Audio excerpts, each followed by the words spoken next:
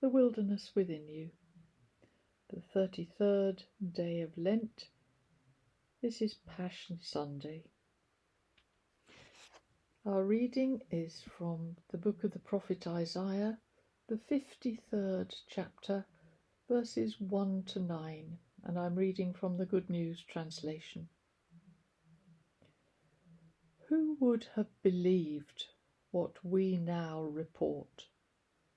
Who could have seen the Lord's hand in this? It was the will of the Lord that his servant grow like a plant taking root in dry ground. He had no dignity or beauty to make us take notice of him. There was nothing attractive about him, nothing that would draw us to him. We despised him and rejected him. He endured suffering and pain. No one would even look at him. We ignored him as if he were nothing. But he endured the suffering that should have been ours, the pain that we should have borne. All the while we thought that his suffering was punishment sent by God. But because of our sins, he was wounded, beaten because of the evil we did. We are healed by the punishment he suffered, made whole by the blows he received. All of us were like sheep that were lost, each of us going his own way. But the Lord made the punishment fall on him, the punishment all of us deserved. He was treated harshly, but endured it humbly. He never said a word. Like a lamb about to be slaughtered, like a sheep about to be sheared, he never said a word. He was arrested and sentenced and led off to die, and no one cared about his fate. He was put to death for the sins of our people. He was placed in a grave with those who are evil. He was buried with the rich, even though he had never committed a crime or ever told a lie. And from Mark's Gospel, chapter 1, verses 12 to 13, again the Good News translation. At once the Spirit made him go into the desert, where he stayed 40 days, being tempted by Satan. Wild animals were there also, but angels came and helped him.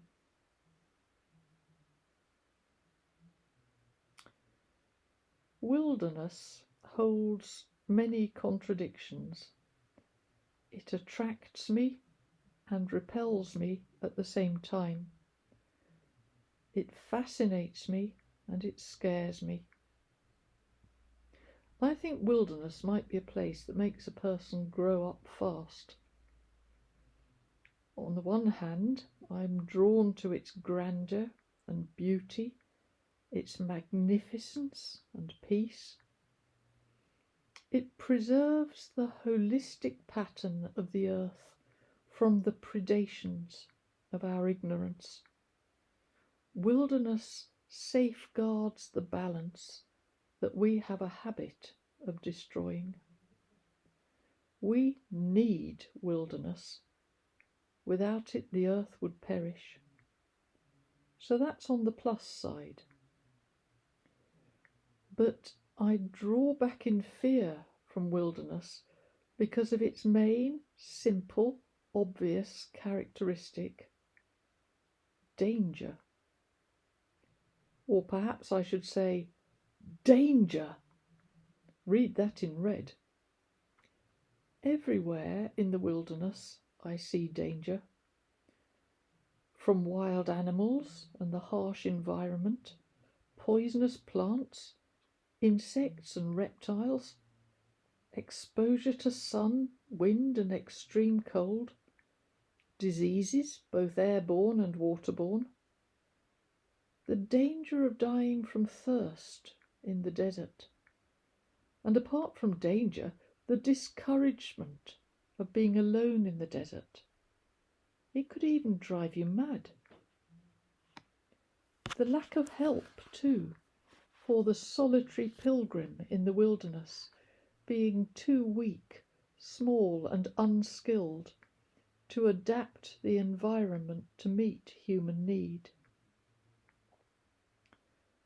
I think of Jesus alone in the wilderness. Is he discouraged, that dauntless spirit? Does he sit listening in the dark for the slithering of a snake or the prowling of a mountain lion? And then I see things in a different light. Oddly, for Jesus, as for many others before and since, the wilderness represents a refuge from danger. I think of temple officials out to get him, of the crowd shouting boisterously for him to be crucified, of Pilate's indifference and the impersonal efficiency of Roman soldiers laying on the lash, hammering in the nails. I recall times in the Gospel story when his kinsmen and countrymen picked up rocks to stone him to death. When the human social environment goes toxic and a person becomes a scapegoat for retribution, the rotten fabric of a broken justice system no longer bears the weight of the life entrusted to it. Punitive application of religious codes morph the whole body politic into a system of oppression, where lives are tossed aside and individuals have very little power or choice. Then the wilderness takes on the cast of a friend, a place of safety where a person has a chance. The forces of nature proceed from God and flow with the purposes of his heart, so they are never malign unless we make them so. A fox is dangerous to a chicken, but it doesn't hate the chicken. A sated lion will pass a grazing antelope in peace. Animals will kill and sometimes play with their prey to hone their hunting skills, but no animal ever imprisoned and tortured another being for his faith, for jealousy at his righteousness, for the threat posed by his holiness in a system that stinks. The wilderness holds many terrors, but not the least of them is its natural purity. Untamed, it is less malleable than corruption. He knows my thoughts, but still I feel impelled to ask him, Jesus, where was wilderness really in your life?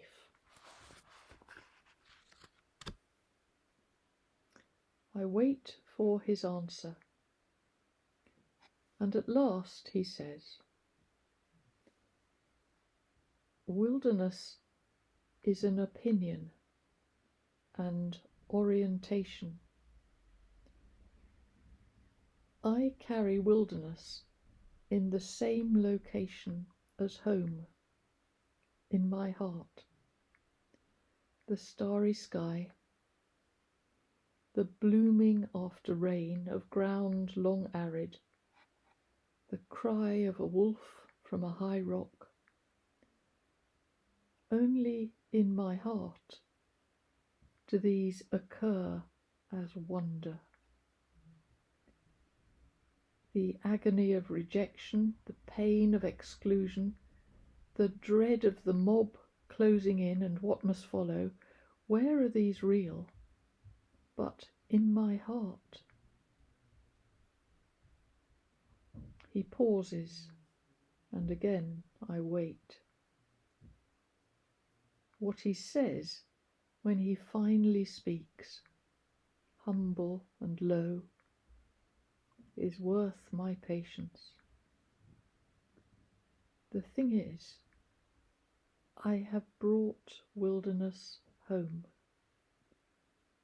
Whose heart lodges safe in my heart finds shelter from exile, and all fear of the storm dissolves. In me you can find peace, because I have overcome the world.